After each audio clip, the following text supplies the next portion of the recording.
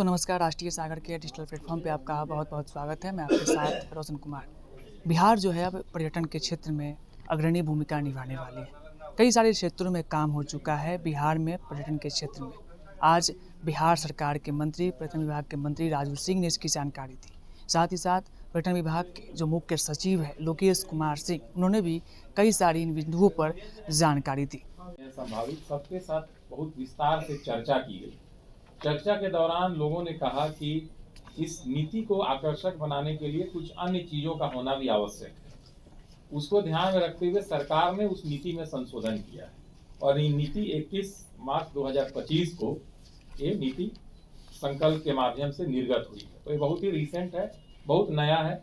विभाग की आप सबका से अनुरोध है कि कृपया ये जो संशोधन हुआ है इसको आप समझें और इसको इस तरह से बताएं लोगों को कि निवेशक ज़्यादा से ज़्यादा संख्या में यहाँ निवेश करें और नए नए लोग जो छोटे छोटे निवेशक भी हैं वो भी इस क्षेत्र में आए। जैसे पहले था कि हम ये लाभ देंगे उन्हीं को जो कम से कम 4 सितारा होटल बनाएंगे, उन्हें ही बिहार पर्यटन नीति में 25% तक हम लोग पूंजीगत अनुदान या और तरह की सुविधाएं देंगे।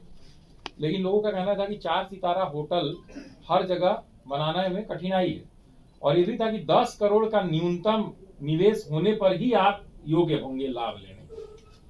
तो सबके सुझाव पर इसमें जो सरकार ने संशोधन किया है वो संशोधन है कि अब 4 सितारा होटल सिर्फ हम लोग प्रमुख स्थलों पर ही बाध्यकारी कर रहे हैं।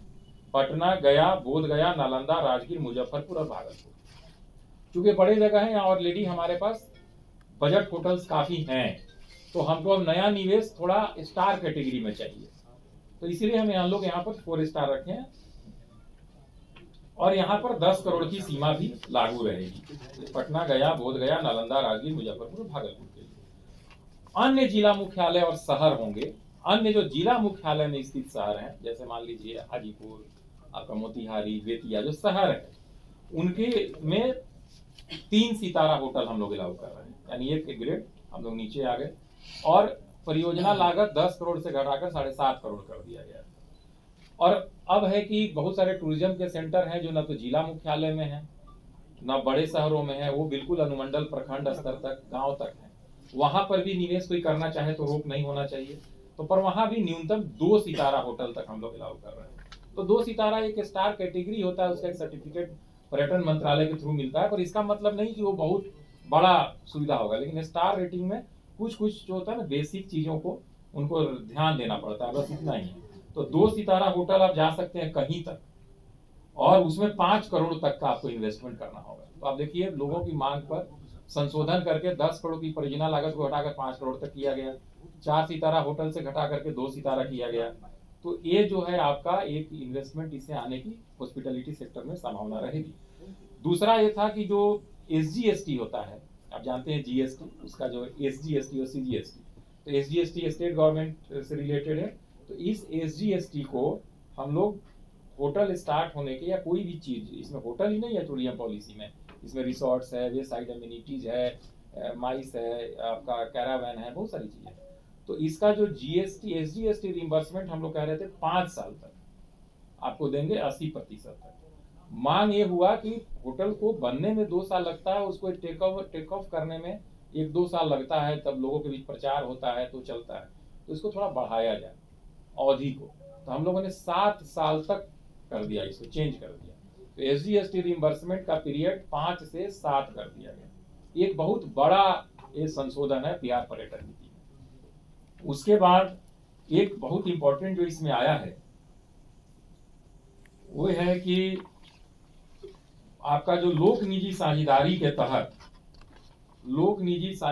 तहत जो प्रोजेक्ट चलने हैं, वो पहले की नीति में स्पष्ट नहीं था कि लोक निजी साझेदारी जैसे क्या हुआ। जैसे हम लोग 3 यहाँ पे अभी होटल हम लोग बीड किए हैं, इसमें हमारी जमीन है और सब इन्वेस्टमेंट प्राइवेट पार्टी का है और प्राइवेट पार्टी चलाएगा और जो सरकार के कुछ दायित्व हैं, कुछ दायित्व प्राइवेट पार्टी के हैं।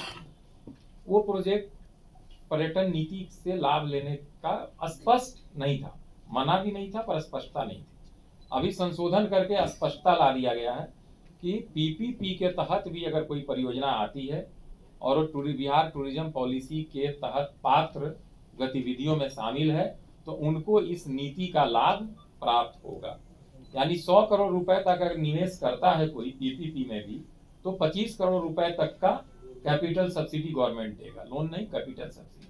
उसके अलावा एसजीएसटी रिइंबर्समेंट मिलेगा। ये चीज पर्यटन का उद्देश्य है, रोजगार से सीधा जुड़ा हुआ है।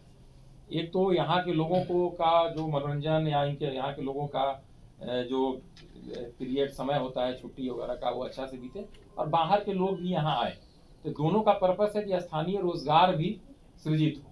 तो उसको भी इंसेंटिवाइज करने के लिए पर्यटन नीति में कुछ नई चीजें जोड़ी गई। ये है कि अगर ईएसआई और ईपीएफ देते हैं, अगर एक एस्टेब्लिशमेंट अगर एक निश्चित संख्या से ज्यादा व्यक्तियों को नियोजित करता है, तो उनको जो ईपीएफ और ईएसआई कंट्रीब्यूशन देना होता है। इसके दो कंपोनेंट होते हैं, नियोक्ता अंशदान और स्वयं एम्प्लॉई यानी कर्मी का अंशदान। तो ये देना पड़ेगा जो काम कराएगा उसको। तो उनको इंसेंटिव करने के लिए हम लोगों ने पॉलिसी में प्रावधान किया है सरकार ने कि 3,000 रुपए महीना जितने आदमी का ईपीएफ कटेगा सरकार देगी, 100% अथवा 3,000 जो भी उसमें कम हो। तो ऑब्वियस है कि 3,000 रुपए मिलने का इसमें पूरा है। और यह सिर्फ बिहार के जो निवासी होंगे जिनको रोजगार यहाँ मिलेगा उनको केस में दिया जाएगा। दूसरा है कि अगर आप दिव्यांगों को रोजगार देते हैं इसी सेक्टर में, तो हम लोग सरकार 1,500 रुपया महीना पारिश्रमिक में कंट्रीब्यूट करेगी। एक बिल्कुल नया ये है। अगर दिव्यांगों को कोई सेक्टर जो बिहार टूरिज्म नीति से आच्छादित कोई अगर परियोजना में दिव्यांग को आप रोजगार देते हैं, तो ईपीएफ और ईएसआई वाला तो अंशदान 3,000 रहेगा ही। उसके अलावा विशेष केस में 1,500 रुपया सरकार अलग से आपको सपोर्ट करेगी, क्योंकि आप उनको रोजगार दे रहे हैं। तो इससे सरकार का देखिए, इस सरकार का ये है कि इंक्लूसिव जो विकास कहते हैं, जो हमारा बिहार सरकार का जो कॉन्सेप्ट है न्याय के साथ विकास। तो विकास तो हो ही, लेकिन उस विकास के एम्बिट में विभिन्न वर्गों के साथ, विभिन्न तरह के लोगों के साथ जस्टिस भी हो।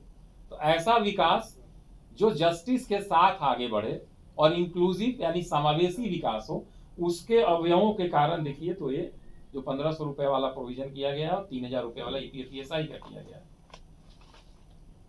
तो इस प्रकार से, और पहले केंद्र सरकार की कोई योजना चलती है और राज्य सरकार की योजना, तो अब कर दिया गया है कि केंद्र सरकार की योजना का भी आप लाभ ले सकते हैं और राज्य की नीति का भी आप लाभ ले सकते हैं। राज्य की नीति का लाभ लेने के लिए जो वहां के पैसे है उसको माइनस करके जो यहाँ का होगा उस पर आपको दिया जाएगा। इस तरह से आप देखिए कि इस तरह की जो है चीजों को ये किया गया है। और उसमें आप देखेंगे कि 5% पूंजी सब्सिडी अलग से दिया जा रहा है आपके प्रमुख पर्यटन स्थल के लिए, गया, बोधगया, नालंदा, राजगीर, वैशाली, वाल्मीकि टाइगर रिजर्व। इसके लिए 5% अलग पूंजीगत अनुदान दिया जाता है। पर्यटन नीति है। सबसे पहले उपस्थित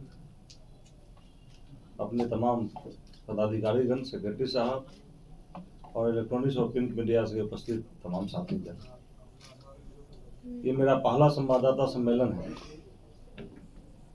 सेक्रेटरी साहब ने विस्तार से सारी चीजों को रख दिया है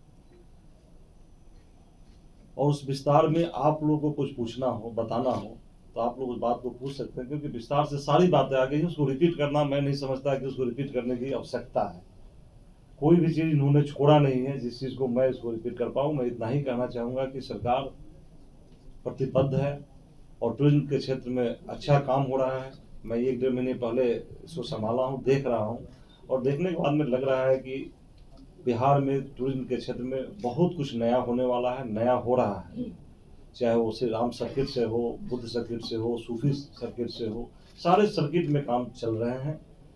अब आप लोगों को कुछ पूछना हो तो आपको कुछ शुरू कीजिए। छोटे जहाँ सीताकुंड से लेके, बक्सर से लेकर के, दरभंगा अहिल्या स्थान से लेकर के पुनौरा धाम, सबसे बड़े कार्य श्री राम सर्किट पे जो हो रहा है वो पुनौरा धाम में हो रहा है। पुनौरा धाम को बिल्कुल उसी तर्ज पे जिस तरह से अयोध्या में भव्य श्री राम लला का मंदिर बना है, उसी तर्ज पे टूरिज्म डिपार्टमेंट भी यहाँ पे अपना काम कर रही है। 50 एकड़ जमीन के लिए 120 करोड़ रुपया वहाँ पर अधिग्रहण के लिए दे चुकी है।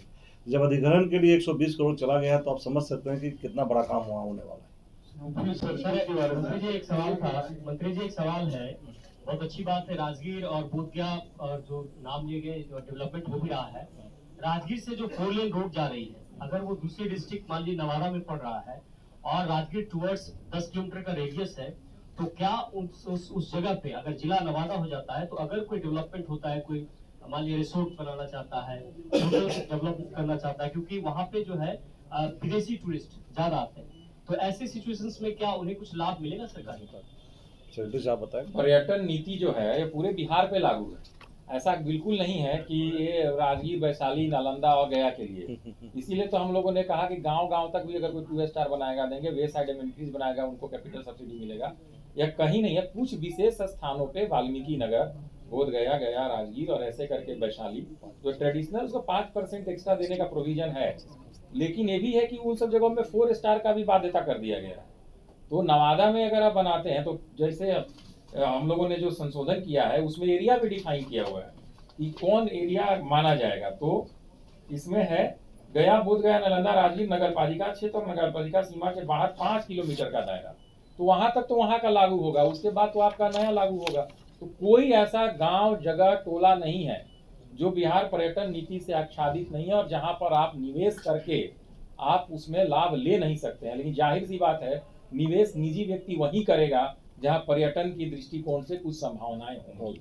बारे में बताया, सरकार बिल्कुल समन्वय बना करके सारे डिपार्टमेंट आपस में काम करती है और निश्चित रूप से जहां बताएंगे, क्योंकि कनेक्टिविटी हर जगह पे बहुत अच्छी बनी हुई है। जहां अगर लगता है आपको कुछ नहीं है, आप बताएं, हम लोग विभाग से संपर्क करके उसका